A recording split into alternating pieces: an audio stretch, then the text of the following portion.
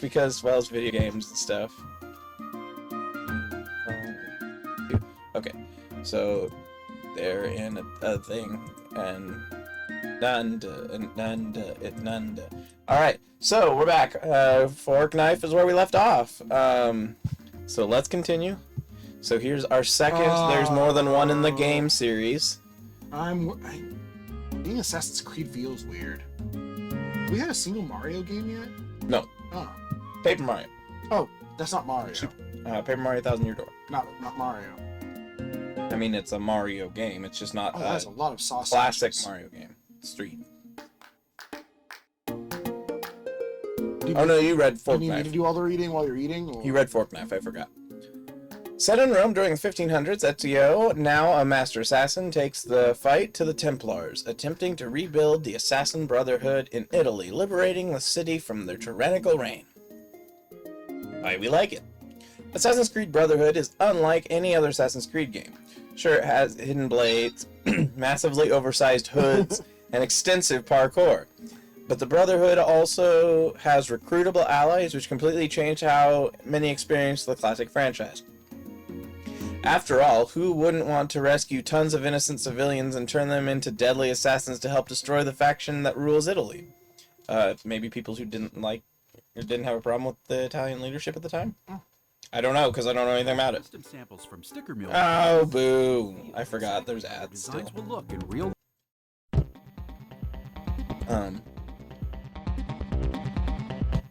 The future was so pivotal back when it was released that even 14 years later, we still see the team of recently initiated assassins riding across Italy in their hordes. We even see the same style of being implemented throughout Black Flag, Odyssey, and many more, providing just how well received it was. Man, us old heads are not eating well. This is an important game, but it's more about its story than its gameplay, from what I understand. Spec Ops: The Line. Is that the one with Brock Lesnar in it? No. Tactical third-person shooter. Oh, Spec Ops: The Line follows Captain Martin Walker, who leads his Delta Force squad through a war-torn and sandstorm-ravaged Dubai on a rescue mission. However, the reality surrounding the ongoing conflict turns on its head the deeper Walker and company get into the capital city. Oh, is that... This is the one that kind of is a deconstruction of third-person shooter. It's a "Are we the bad guys?" sort of thing. Yeah, it is. That's a spoiler, but it is kind of Starship Troopers-y. I'm unfamiliar with Starship Troopers. It's a movie. Yes. The most provocative entry in the Spec Ops series, this installment bears the same thematic framing as Heart of Darkness and Apocalypse Now. No, I didn't say that very well. Heart of Darkness and Apocalypse Now. What? Those are probably better connections than the one I made. Connections? Apocalypse Now and Heart of Darkness are better thematic framing than what I was saying. Oh, there are other Spec Ops games. Yet it explores in a way unique to video games. Spec Ops presents its commentary on violence and war through a lens that depicts Walker as the hero, but bends the player's perception in a manner that forces them to question his morality and sanity. Unfortunately, Spec Ops is let down by its gameplay. Its combat movement mechanics feel dated and stale, even by the 2012 standards. Still, what Spec Ops lacks in gameplay is offset by its ambitious story, characters, and final player-centric choice. I will say, there are a lot of lists that include this as a very important game, despite its current gameplay criticisms. Interesting. It is kind of one of the first major games to do a meta nod to what's going on. It's not, FNAF.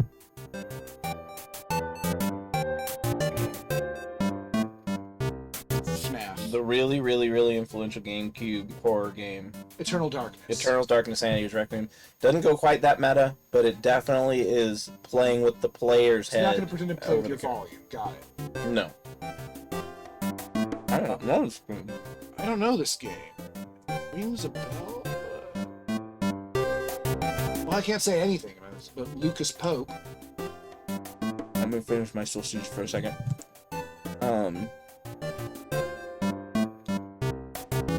The Return of Obra Dinn. I don't know what it is. What's It's apparently a newer game. Who's Obra Dinn? I don't know, but they returned. Oh. What's it about? Return of Obra Dinn sees us as the chief inspector for the East India Company. Oh, so that's a depressing topic. Uh-oh. Set to investigate what happened on the Obra Dinn after it had mysteriously disappeared and then reappeared. Our stopwatch, memento mortem, to go back to a singular point in The time. death time. We look back to the years of the Obra Dinn to piece together what happened on the vessel. Something bad. It's probably. real cool. Ah. Looks very In- artsy. In what world? Oh, also, so the previous one was Spec Ops: The Line, if you were trying to keep track, and before that was Assassin's Creed Brotherhood. I should have made a list of games that need to be on here, but I didn't. Well, I think that you could probably do that while you're sitting here. At least log in your head things that seem like they have to be on. I know in my car I have a list of my top 64 games. Well, if you want to go get it, I'm still reading this paragraph. I'm trying to... It'll be a while to find it because it's in a bundle of other papers. Oh. In what world is document filing an interesting gameplay mechanic? Well, in the hands of Lucas Pope, he turns it into the most riveting storytelling tool known to man. Everything about this game shouldn't work, from its garish 1-bit graphics to a convoluted maritime mystery story, and its gameplay loop of going back in a singular moment in time and noting down details on your document. However, it all works wonderfully, with a fascinating plot, addictive mechanics, and absolutely charming visuals. It's a unique game and is Pope's magnum opus. What's next? Spec Ops: The Line. No, it already happened. Oh. Up. There we go. Street Fighter 4. Someone earlier wanted this, but they're not here right now. Following in Bison, also known as Vegas. Oh. It's true. That is what it is. Battle with Akuma in Street Fighter 2. The mysterious Seth organizes a new world fighting tournament in hopes of luring out the world's strongest fighters so he can complete his terrifying bioweapon. It's potentially contentious to put Street Fighter 4 on this list over 2. Over 2? So they're already saying 2 does not make the list. Alright, that is contentious, man. But I'm sorry, the future is now, and this is the game that dragged the series into the 21st century. Street Fighter 4 brought back fan-favorite characters after their inexplicable absence from Street Fighter 3. Because it was like a Street Fighter 3 covered like a completely different cast. Their next statement, I automatically do not necessarily count as a plus. Introduced 3D models while keeping 2D gameplay. It's something they were going to do inevitably, but and ultimately save the entire franchise from obscurity. I'm sorry, there might be technically better games in the franchise, but the only reason the series still exists is because of Street Fighter. So you're saying there's better games, but this one is Also, the best game. they forgot to add a number there. The only reason Street Fighter still exists is because of itself. It's true, unless it was called Street Fighter, actually. No, Street Fighter 4. Also, can you say the exact same thing about 2? Whatever you do. Yeah, by Because Street adding... Fighter 1 was not. Harbor Freight. I'm thinking Black Vegas. Right here in the lake. Give Street Fighter 3 a skip, but Street Fighter 2 was vital for it birthed the series. Yeah. It was the sequel that actually was very much kind of tied to why the series exists. And not just that, this maybe kept Street Fighter going, but Street Fighter 2 revolutionized fighting games. Yeah, like all fighting games, not just even Street Fighter. Right. So you're wrong. This is a very, very hot take. I'm not a fighting game fan, but you're wrong about fighting games. You probably like them more than I do, but you're wrong about them. Yeah. You like Smash, it's a fighting game. Yeah, but I don't like fighting games in general. There has to be something special about it, like Smash. I'm glad this one's on here. Okay. Castlevania Symphony of the Night, 1997. Several years after Richter Belmont defeated Dracula, trouble starts to brew again when Dracula's castle returns and Alucard encounters a Richter that seems very different. Why we like it. It's beautiful when you can pinpoint the start of a genre, while a few games that fit into Metroidvania predate this game. The RPG mechanics and sprawling gothic castle here feel like the nexus point of this type of game for so many. I can see that. It's really addictive. I like it. Yeah. There's good reason for the success as well, as Symphony of the Night is a dream to control, as Alucard, fittingly, glides around Dracula's castle while using a huge library of satisfying weapons to destroy the minions of hell. So it's Doom, but castle. Yeah. But there are holy types that you fight. Yeah, but they're like holy types from hell. Holy It's types. the holy part of hell. Oh. Yay. It's made all the better by a soundtrack full of stone cold classics. That satisfying crawl of XP as you climb up the levels. I don't know whether these are copyright. I forgot to remove. Happiness. The satisfying crawl of XP as you climb up the levels, and the expansive late game this. shift to the world that still makes my jaw drop. Many have tried to emulate in the decades since, but very few have even come close. No, actually, it's probably pretty easy to emulate. I would imagine by now the emulation in ROM is they're talking about emulating the style. Oh. This one, I'm glad you're reading about it because I don't know anything about the series. I know very little. Oh, I thought you played several. I did. I played a few. I beat one. Fire Emblem 3 of the Houses. Fire Emblem 3 Houses is a tactical RPG. This would be Izzy's thing, but Izzy doesn't like to talk. It's a tactical RPG set on the continent of Folden, with three Fudlan. folding. 3 nations connected by the Greg Mock Monastery. You control a former mercenary named Byleth, a teacher at this monastery, and lead your students in combat. Oh no. Oh no, Corvoda. Does that mean you do or don't like it? It's generally bad. Fire Emblem 3 Houses to the series. Hotline Miami. Oops. Pokemon. To a series whole new level. The game offers. Is it the most famous one? I know. I thought Awakening or something. And it offers endless replayability, and despite its gigantic cast of characters, each of them has a developed personality. Fire Emblem characters tend to be kind of one note to me, but honestly, 3 Houses is arguably one of the best turn-based strategy games because of its engaging gameplay both on and off the several available battle maps. I think battle maps should be more than several. It's also a great starter choice for people wanting to get into the Fire Emblem series, including players eager to dive into the franchise's many entries. Okay, here's how little I know about Fire Emblem. If this is the most famous one, I've never heard of it. You've never? No. I have never heard of 3 Houses. I've heard of Awakening and, 1 and 2. Counter-Strike Source, I gotta give it, it was massively influential to first-person shooters. Counter-Strike Source, God. 2004. I touched it once and immediately untouched it. Gmod is Counter-Strike Source. What it's about. Counter-Strike Source was an FPS title developed and released by Valve as a remake of the original Counter-Strike using the Source game engine. Why we like it. Building on the stage already set by Counter-Strike and 1.6, Source aimed at having a strong balance between tactical gameplay and intense action with optimized maps and well-designed gun mechanics. The initial release of the game had the CS community split between I read backwards somewhere. The initial release of the game had the CS community split between 1.6 and its successor. However, Source brought forward a lot of changes and new add-ons that would then go on to become the integral part of the game franchise. From an improved netcode allowing smoother gameplay to an overall update to the game engine along with revamped user interface customization, Counter-Strike Source is one of the best video games ever created. Oh, I guess it's on this list. Yeah. Again, it's very, very influential. It's just I don't know. It's too realistic for me. Yeah. I don't like realistic shooters. Alright, that was 71. So what's number 70?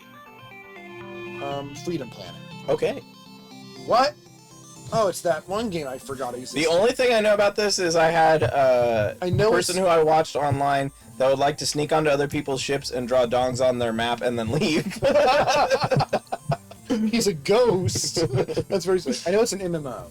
Yes, it is an Sea of Thieves MMO. lets you live out your dream of sailing the seven seas, fighting skeletons, mythical sea creatures, and other pirates. You hunt down treasure, solve riddles, and get as rich as possible. That was not my dream. You played it? Oh. Live your dream. Oh. That was not my dream. Pirate games have come and gone since the moment video games were invented. Skull and Bones tried it and failed. Assassin's Creed Black Flag mastered the single-player design, but Sea of Thieves perfected the multiplayer. Black Fragmentation Grenade.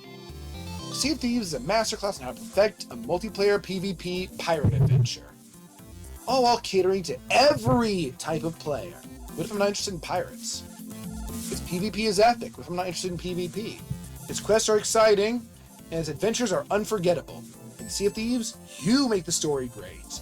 And whether you're alone or with friends, it's guaranteed to be fun. But it's an MMO, PvP MMO. What are you going to do alone?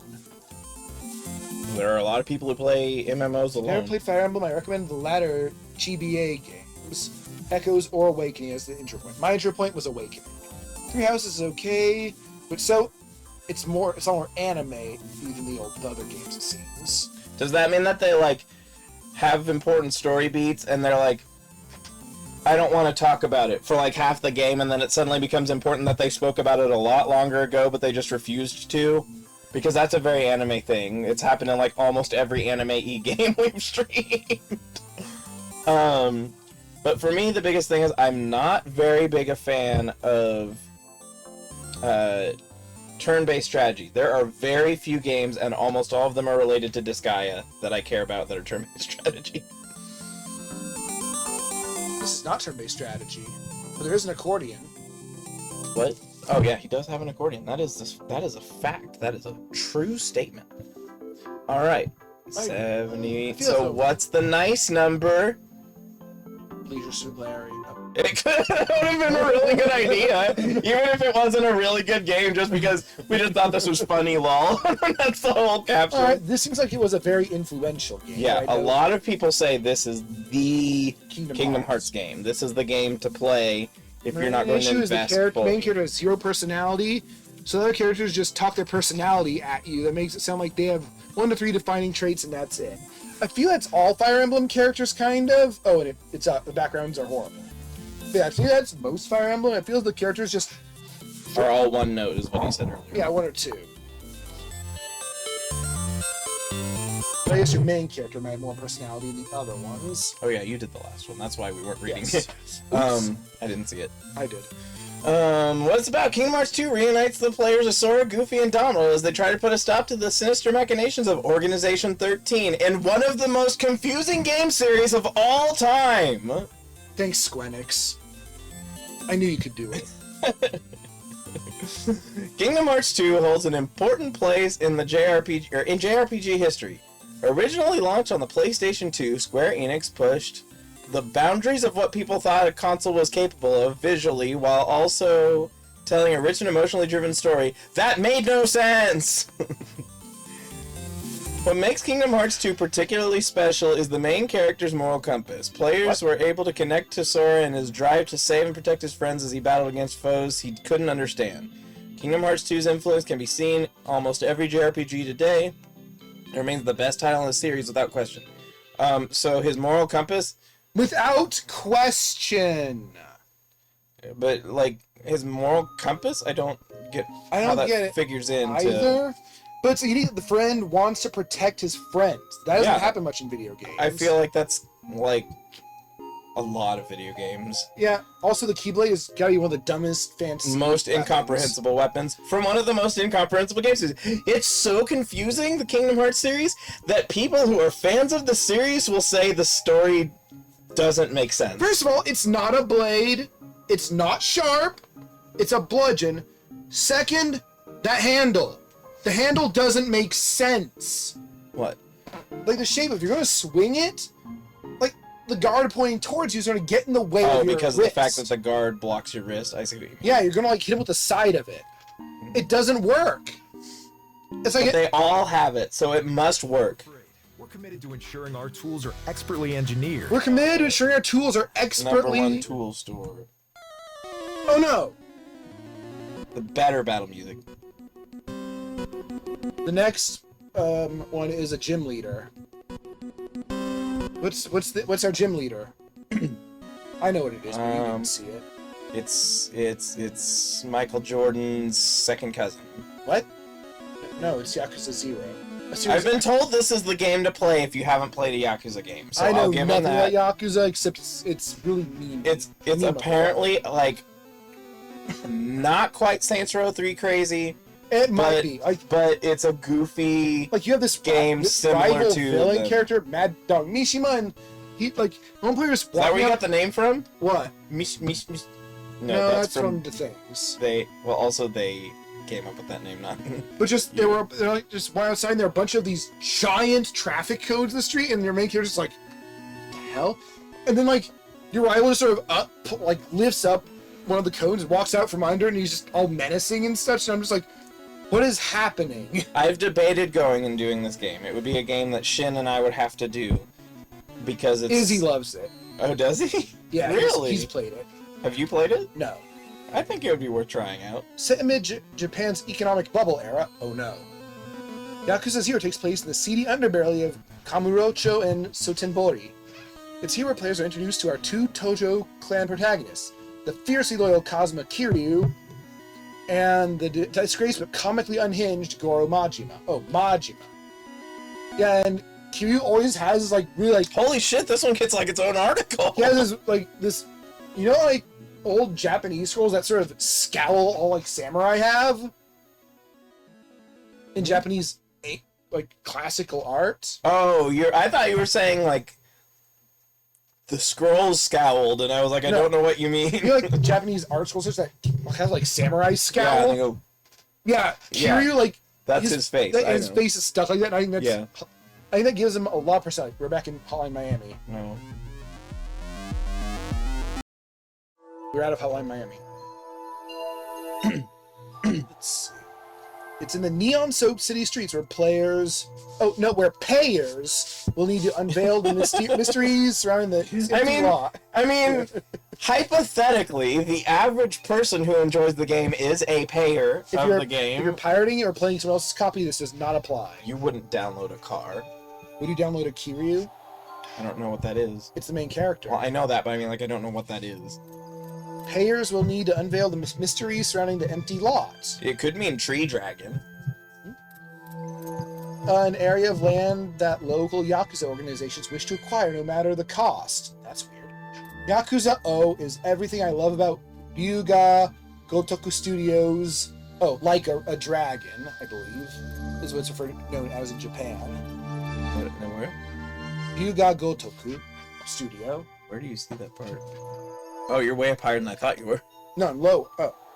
Beloved action series. Not only does it serve as an origin story for lead protagonist Kazuma Kiryu, but provides an incredibly heartfelt look back at Goro Majima's past, an area that perfectly reflects what he became known as the Mad Dog of Shimano. If this were Persona 5, his name would be Kazuma Kairyu or something. Okumura. Okumura. The story of the empty lot may seem like a simple whodunit style mystery. However, some excellent twists keep you on your toes. Combine this with the series' brutal brawl-style combat, a slew of silly mini-games. Another one is you just randomly Karaoke. race stock cars for no reason. Yeah, and you can also do karaoke and bowling and I can't even remember all the ones I've seen. And a stellar cast of iconic characters, and you have a recipe for a truly unforgettable adventure. Yakuza 0 is also responsible for increasing the series' popularity in the West. And without it, we may have never received subsequent title releases, like the brilliant Ishin spin-off, and subsequent mainline titles following the new boy on the block, Ichiban Kasuga. The first Kasuga. The best Kasuga. Well, it also is He's number one. it usually means that you're just naming your first child. Or Ichiro. I think literally means firstborn. Another boss coming up. What is it? James Bubsy!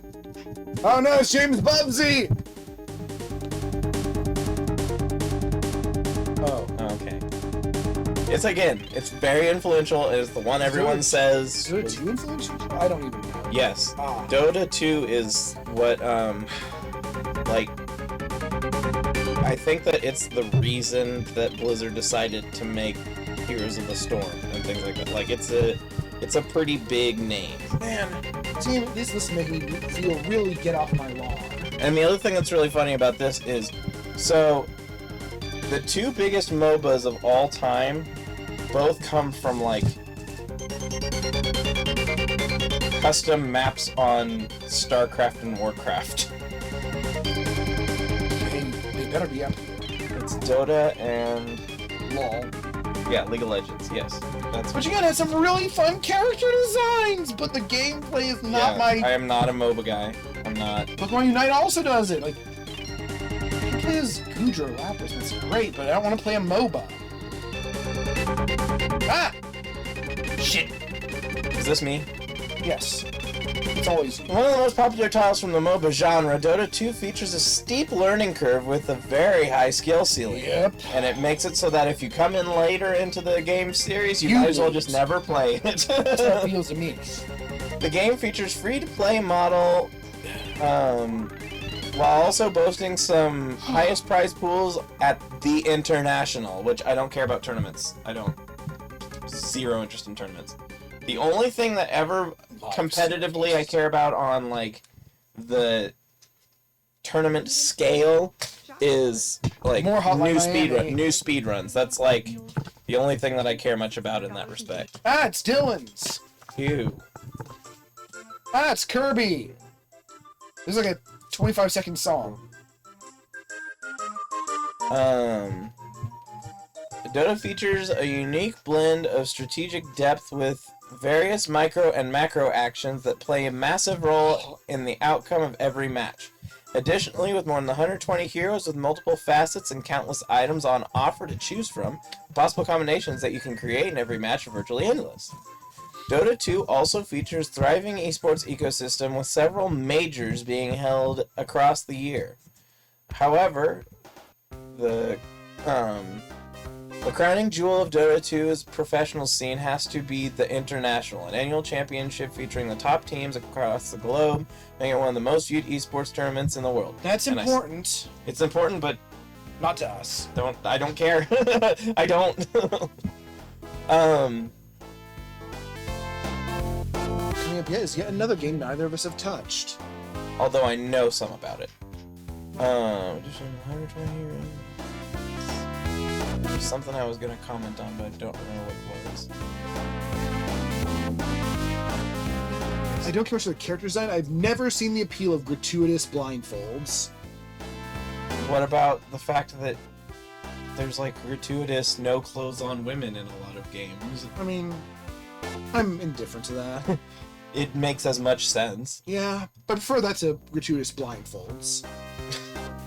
Nier Automata is a grand 40-plus hour epic that follows a group of androids through a refreshingly unique take on what the post-apocalypse might look like. Saying anything specific beyond that would ruin the plot. If you haven't played this game yet, you should. I'll leave that to you. Visionary director I would love to stream it, but I don't know anyone I would be able to stream it with. Visionary director Yoko Taro's eye for storytelling has always been a keen one. The gameplay side of his prior projects always served as a barrier of entry that most weren't willing to climb. However, thanks to working with veteran developer Platinum Games did this?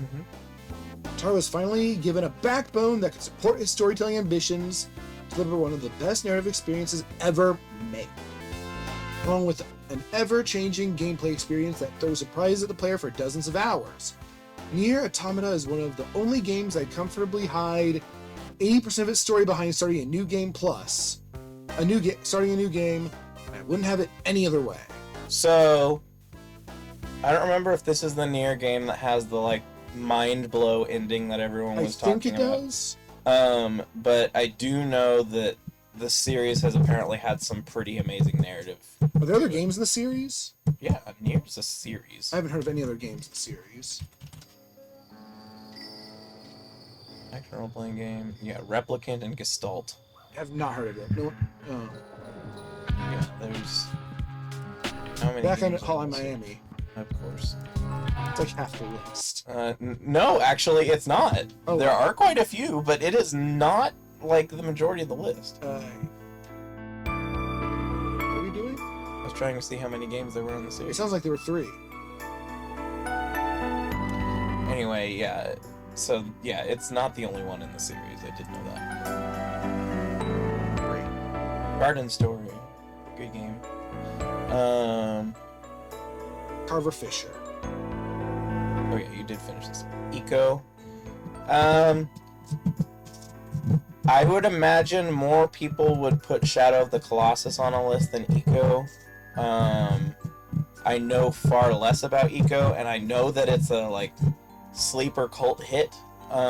Very expensive. But I also know that it's like a gloomy game, if I remember, and I don't like just outright gloomy. I think games. it's a gloomy series. Well, yeah, Shadow of Colossus is absolutely a gloomy game. There's no way it's not a gloomy game. An adventure game where a horned boy, would that be, what is it called?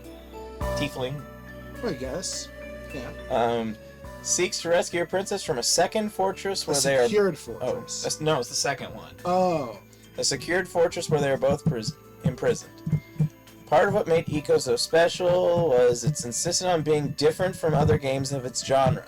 Game director Fumito Ueda deployed a subtracting design philosophy to the game, meaning stripping out any features that interfered with the intended experience. This meant no HUD, very limited combat, and features that emphasized the connection between the character and Yorda, the princess. Not at all sounding like Zelda. The game ensures that you're always focused on getting her to safety and escaping from the fortress. What results is a concentrated adventure without any of the unnecessary bloat, an experience you'll never forget after rolling credits. If I remember correctly, it's like a tactical puzzle platformer. If I don't remember very well because I don't know near as much about this as I do about Shadow of the Colossus. Yeah, this should be here. I experienced a lot of it, but I'm not a fan of the San Andreas series, of the Grand Theft Auto series. Yeah, I can get that. It's just too real world hostile, and I'm not into that. Yeah. First up, we've got Shape Video Masks. I This don't again? care about wigs. I don't even know what it is. It's a video mask or something. GTA San Andreas is the 3rd game in the GTA 3D universe. Sonic 3 and Knuckles Supersonic, not Sonic 4X. Why? Oh, from Sonic Origins. Okay. Set in Los Santos, the story follows Carl Johnson, CJ, who comes back home after his mother's passing, only to realize that corruption and gang war are tearing the city apart, and he needs to take back control of the streets. By creating a gang war. Yeah. Whether you're a gamer or not, GTA San Andreas is a game that everyone has played at some point in their lives. You did never play I it. touched one, and that was my first experience with realistic driving. And then you decided it wasn't for you. Yeah, I don't even know if it was this game. It might have been.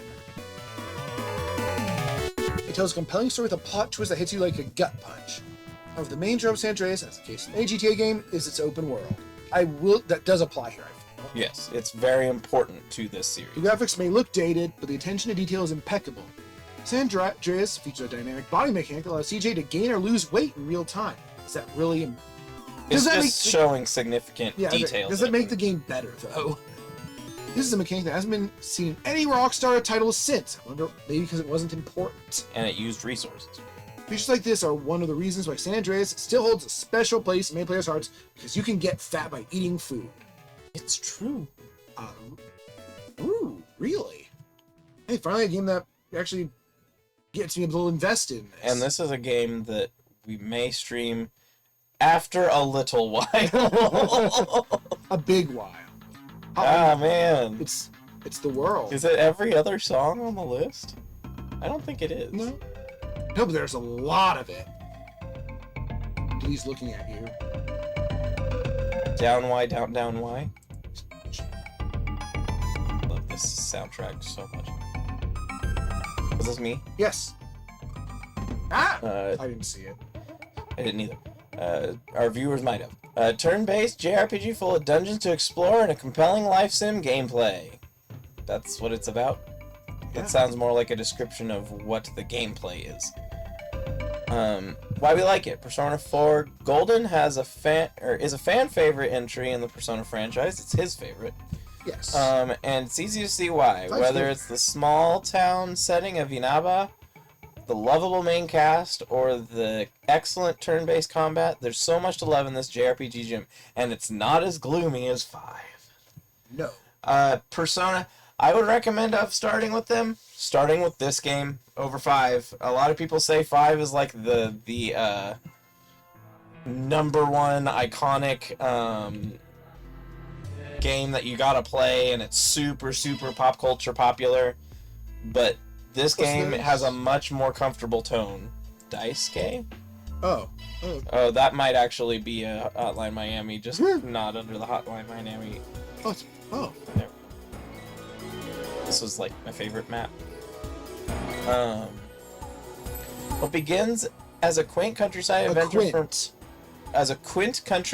adventure for the protagonist quickly unravels into a compelling murder mystery that will keep you hooked for hundreds of hours. Literally. And it haunts me still that someone spoiled the murder mystery to me. The core cast is some of the most well-drawn characters in any JRPG. Is that why you've never finished it? I finished it, but part of it, I think, the reason I never got the true ending, or the normal ending. Well, I will say, whenever we do stream it, I'm fine with you spoiling the selection for me, because I'd rather have the good ending. Only if you can't guess it. Okay. The core cast is some of the most well-drawn characters in any JRPG. Town of Inaba is sure to capture your heart by the time the credits roll. It's a masterpiece of a genre cemented person as one of the all-time greats. You misspelled the name of the game. That's the second time in this article. I really like person. Thanks, Tyler Constable. He still looks like an edgy teen. Yeah, but like, look at the art. Yeah, direction. everything's much more colorful. I like that. And everyone has glasses. Yeah, you did say everyone has to have glasses. It's part of the way the personas work. Yeah, it's weird. Just like how in 3, everyone needs to shoot themselves in the head. For no reason. It's edgy. All right. Hey, a video game.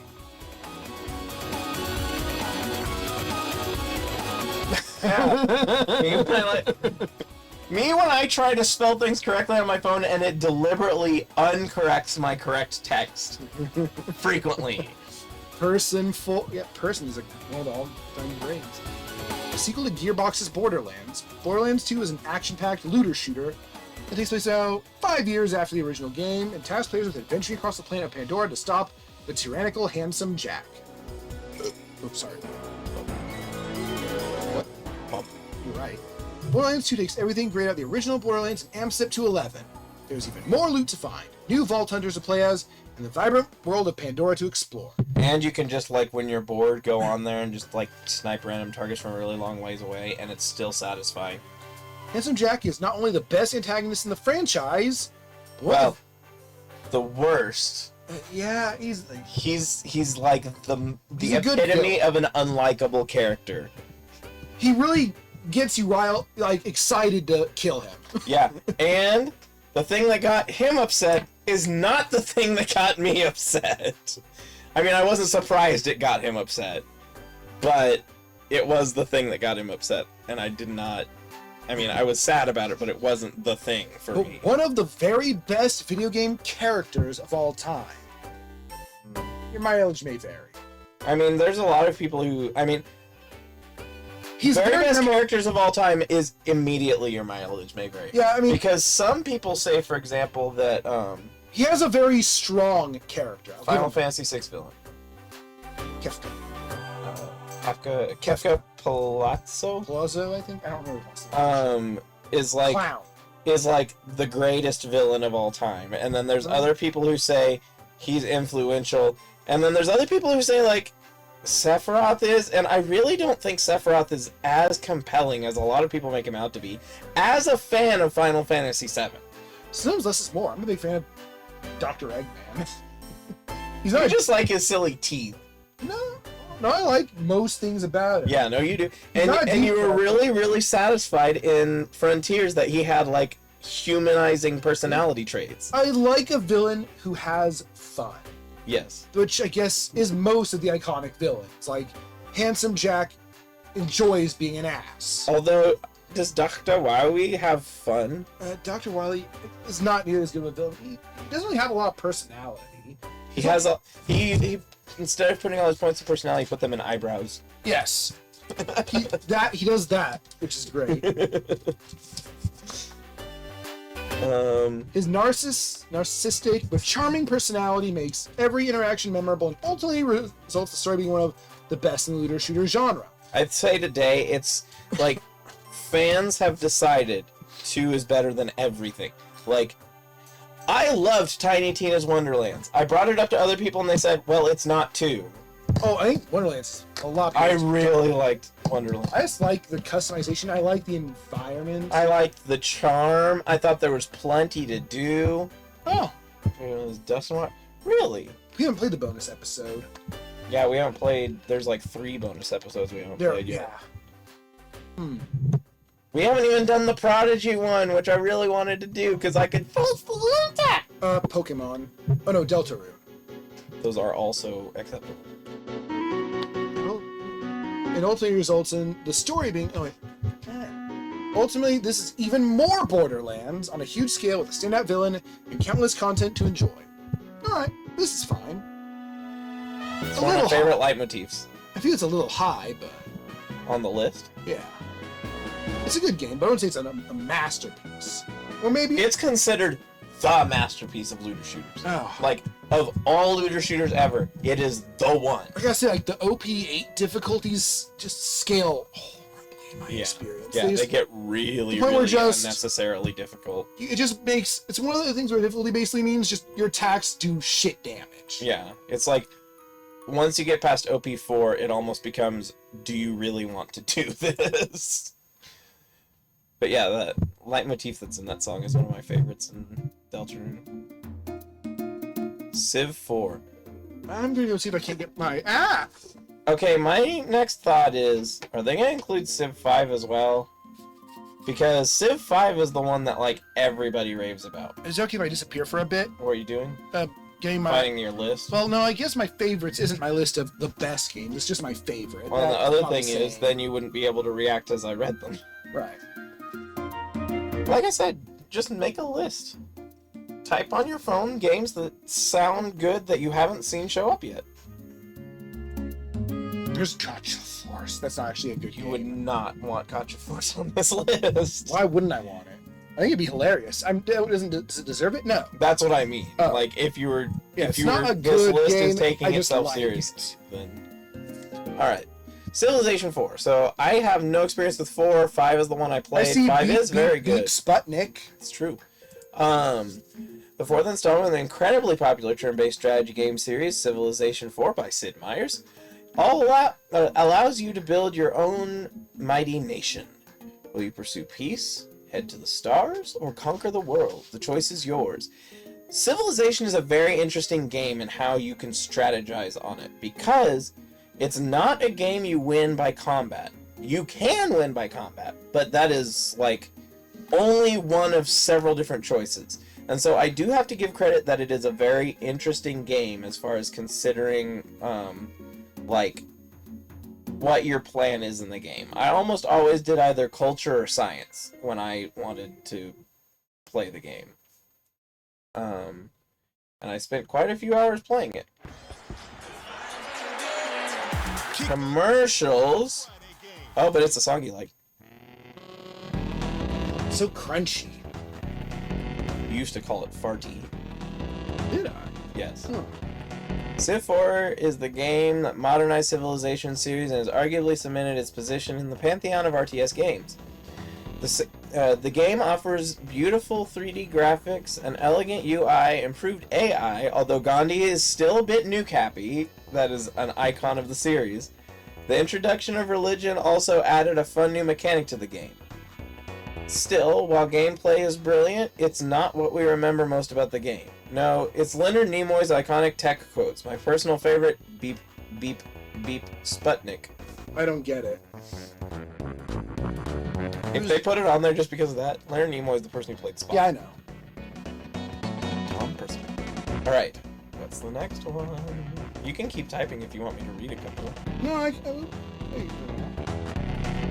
Metal Gear Solid 3 Snake Eater. I know nothing about Metal Gear, so I can't say. You know nano machines. Yeah.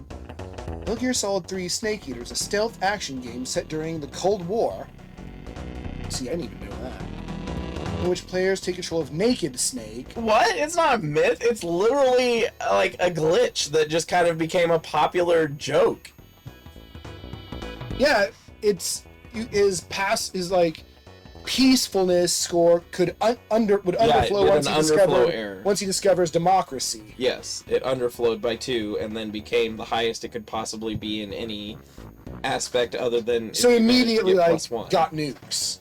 Yeah. Well, no, he immediately went hostile and would go the nuke path. Which players take control of Naked Snake. But the glitch itself is a myth? Yeah, no, it's not. It's absolutely real. Oh. On a mission to rescue a scientist and avoid a nuclear danger. Not a war, but just a danger. Well, that could mean that it's not a war, that someone's like. The iconic sleeper. Metal Gear Solid series didn't just invent stealth gaming. Well, because It didn't invent. Oh, Metal Gear Solid.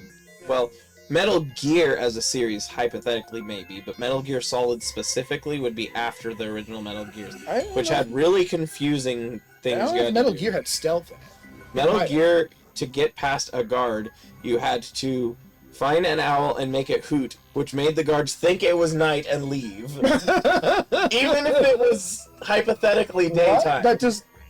What? Yeah, it's crazy. It's so stupid! Well, first games are beloved classics. Metal Gear Solid 3 Snake Eater is arguably the best in the series. Sometimes it's arguable, sometimes it isn't.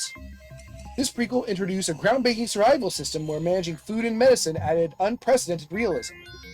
Oh, that's Shin's favorite, is realism. Shin wants nothing more than realism The in his camouflage fantasy feature games. was particularly noteworthy, allowing players to blend in with their surroundings. Plus, who can't forget Cynthia Hall's Snake Eater in the endless ladder climb scene? I don't get that why it's a thing, but it is. It is a meme. Also, the boss battle with The End, which may last hours, is a cat and mouse race in a vast forest area, exemplifies Kojima's ingenuity, since only he can make a game appear like a movie. Is the End the old man? Yes. Okay, so it's the one that you can just leave for a couple weeks. And he'll die. Yeah. Of old. The remake of Resident Evil. Shin's automatically disappointed. Yeah, I understand. It's not as funny, but... I mean, there's footage of it actually happening, so the idea that it's a conspiracy theory is really weird to me. The Gandhi nukes? Yeah. There's footage of it happening. Like, or maybe saying it's not a glitch, but that'd be extra weird. Alright. Hey. Good song. Best leitmotif, maybe, of all time. Resident Evil 2002 Remake. Instead of the original. Stop! Don't open that door! What's left of you would have fit nicely in a sandwich. Oh, is that what they say instead? Something like that. It doesn't have the Clown Shoes basement music, as one of my DMs puts. He just calls it Clown Shoes, right, for some reason. You almost became a Jill sandwich. You're right. I like how she's like... And the other reason that's so funny is because she almost fucking died. And she laughs. And she's like just this silly, jovial, you're right. I was going to die horribly. That would have left a very bad scene for you to come to. Yeah, and would have made the game a little bit more awkward to continue, which you wouldn't, because it would just give you game over. What's it about? A crack squad of special forces operatives infiltrate a remote mansion to find its inhabitants turned into the Walking Dead. How?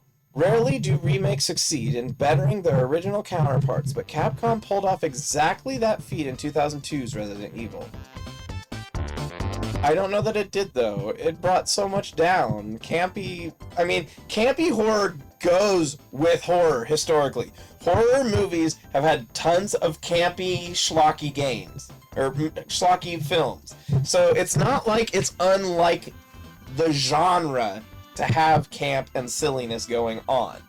But that said, the series has taken a much more serious turn now, and so it made sense to try and change the way it worked. Boasting a round-up recreation of Spencer Mansion and its surrounding outbuildings, the STARS team, which I still don't remember what that stands for, I haven't looked it up in a while. STARS. First encountered with Umbrella's heinous machinations is as enjoyable in 2024 as it was 22 years ago. The remake. I don't know why you're so obsessed with making me feel old. I feel old. Yeah, we shouldn't obsess over it. Misery loves company. Yeah?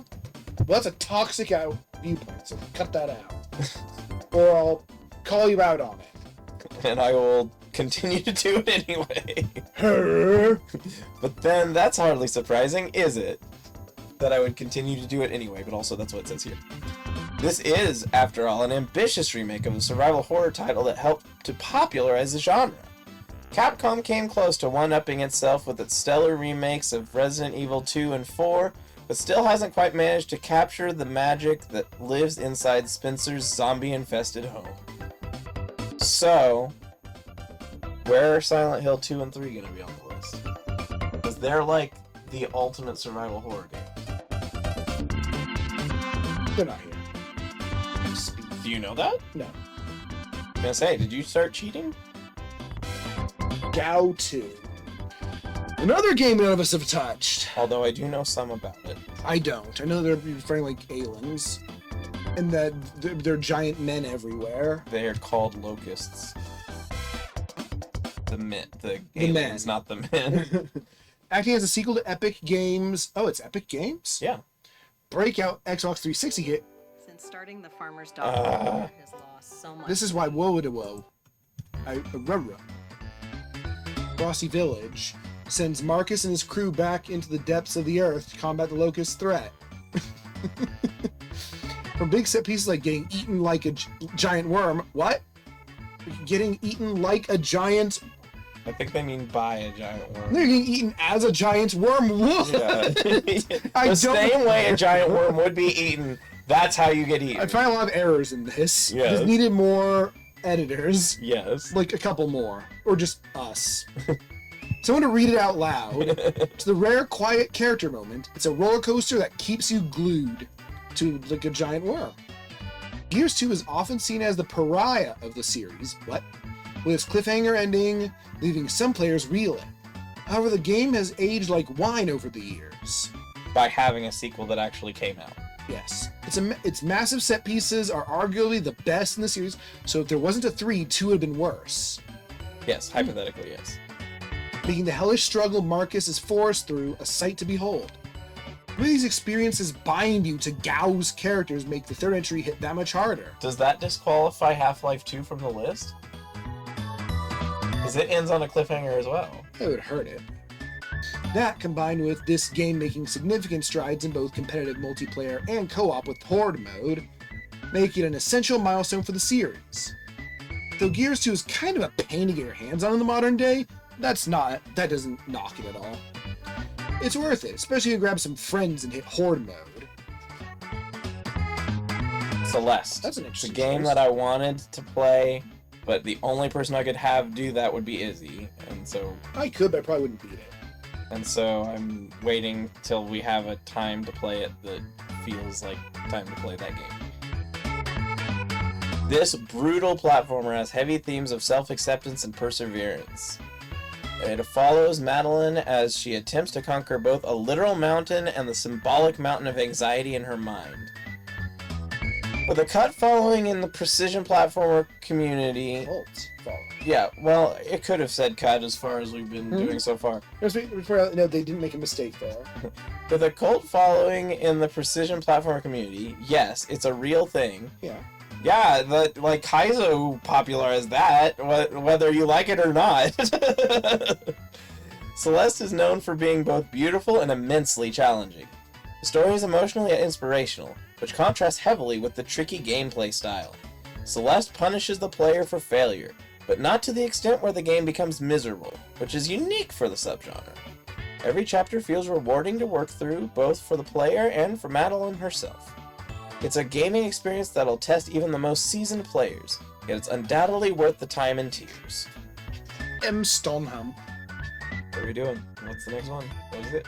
What is it? Rear. I'm nervous. I don't know what it is. Can't. You do? I don't know what it is. Oh, me neither. Suspense to Christmas music. Frosty Village! What? Oh. Another MOBA? Another Battle Royale? I didn't know this is a Battle Royale. Yes. You can Back play in, as bearded guy with Or- the weird light. look, there's Lava beard Man. thing. Back in my day. Oh yay! Yeah. Retain the best elements of Titanfall. Is that going to be here too? I have no idea. Turn them into a battle royale. Respawn managed to make Apex Legends one of the most popular games in the world. Was it? Yeah. Oh, it was huge. Well, For a managed to while. mostly miss me. The battle royale formula is a hard one to perfect, but Apex Legends comes pretty damn close. I also had someone tell me one time if you're a furry and you like battle royales, you have to play Apex Legends. Oh, what? I don't know why. That's just what they said. Well, we're furries and we don't like battle royales. Yeah. It's always the live service games that have the phenomenobs, you know? In a genre partially defined by the graveyard of live service games it left behind, Apex Legends managed to claw its way past the ill fate most late 2010, early 2020 games faced. Buttery smooth gunplay, a diverse roster of characters, This has a really good leitmotif. consistent content updates, an inconceivably high skill ceiling, well, that's pretty good, and a bustling esports scene all makes Apex worth putting on this list. Many multiplayer games have come and gone since Apex originally came out. Few captured the speed, stakes, and satisfaction that come from running through an entire lobby of players and racking up badges. Though this game has had its fair share of issues, it's an absolute masterclass within its genre, and it's here for a reason.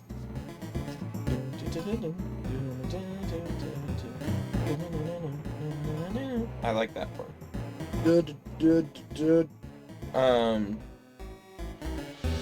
So I do know that a lot of people say that Fortnite is the Fortnite. is the everybody game, and that this is like the serious players game. Both are too serious for me. Yeah, because both of them have a huge, competitive scene, but I've been told that this is the more serious one. Sneak King from Burger King. It could be on the list. Yeah, if this was a list of something else. Hitman World of Assassination. What a name! I didn't know that was the name of a Hitman I've game. never heard of this either. I thought Hitman series was serious. Blood Money is the one that I've been told is the best. World of Assassin. That's really stupid. An action stealth game about Agent 47, the world's greatest assassin, as he takes down a mysterious organization controlling global affairs. The Hitman franchise has always shined as an action puzzle experience with many fun, creative ways to tackle each stage. And World of Assassination is the best the series has ever been. What exactly makes Hitman so fun is down to personal taste. Here's your target, here's a bunch of methods to eliminate them, and here are the rings. The amount of freedom you're given is unparalleled with any other video game. Is that so? What about games where there's no actual goal? Wouldn't that be more freedom? As it's completely possible to repeat the same stage 1,000 times without ever having the same experience. I'm a roguelike player, so I don't even. What do we got next? a really big superlative right there. This is our new friend. We'll talk about it later. I don't know this song from a video game. This one's pretty iconic. Batman Arkham. Oh.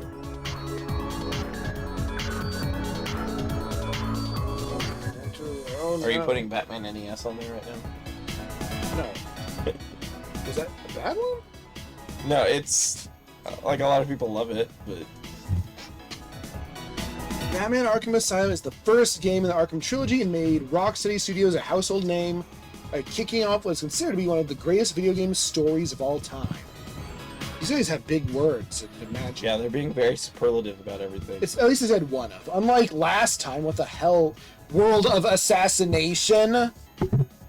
It's rare to witness a studio that comes out of nowhere and changes the gaming landscape forever, folks. This is the case with Batman Arkham Asylum, as Rocksteady took one of the most iconic comic book characters of all time and cemented its legacy as a pop culture milestone. Even though it was already cemented through its movies, especially because this was after The Dark Knight. The cartoon. Yeah, and the animated series, and even to some people really like Brave and the Bold, even though it's campier. That's fine. Equipped with a slew of gadgets, you could stealthily take down enemies while watching them tremble in fear as you attack from the shadows. Or you could take on enemies head-on to make for the most satisfying combat. If you apply it directly to the forehead. Yes. Batman. Be it the detective mode that every game seems to be using these days. What? Because that's where you view Yeah, it's important like things, Persona's... yeah. in Thief Vision. Mm-hmm. Or the game-changing, pun intended, rhythm-based combat. What pun? That it's changing the type of gameplay. Rocksteady made you feel like you were the Dark Knight. So this guy includes that really, really popular Spider-Man game then too? Wait, so it makes you feel like Batman, but Batman's miserable. Batman is miserable. I don't want to feel like Batman. Then I'd feel like my parents were dead. I don't want to feel that. Yeah, I don't want to feel like Batman. What? Really? So a second Animal Crossing. Before we saw the meme. Okay, so here's the thing about Animal Crossing that I actually say is the same about Mega Man, though he begs to differ. It's reinventing the wheel time and time again. I mean, no, the first 6 Mega Man games used the same engine, basically.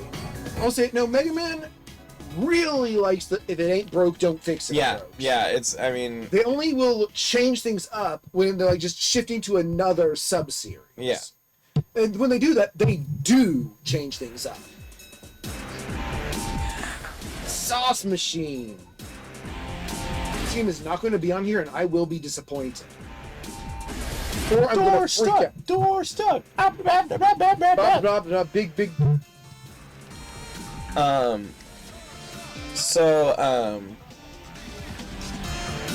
So even though I did respect and play a lot of the series, I just don't play it now because I don't have the time.